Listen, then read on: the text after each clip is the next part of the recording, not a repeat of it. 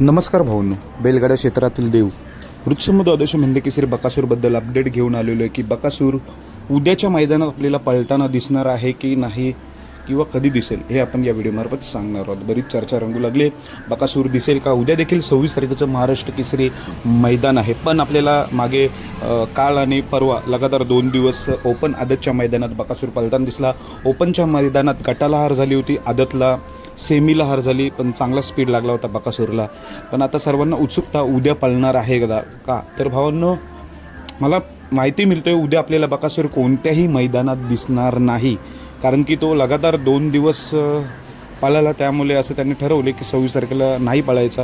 जर 2 पैकी एकच दिवस नियोजन असतं तर 26 तारखेला नियोजन कन्फर्म होतं। खरं तर आदत बैल कालचं जे मैदान होतं त्याचं नियोजनच नव्हतं, म्हणजे ओपन 23 तारखेचं आणि 26 असं नियोजन होतं, पण 23-24 पळाल्या मुले उद्या आपल्याला कोणत्याही मैदानात बकासूर पळताना दिसणार नाही।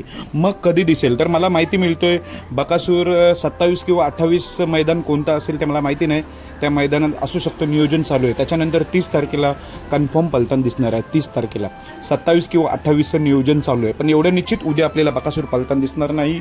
धन्यवाद।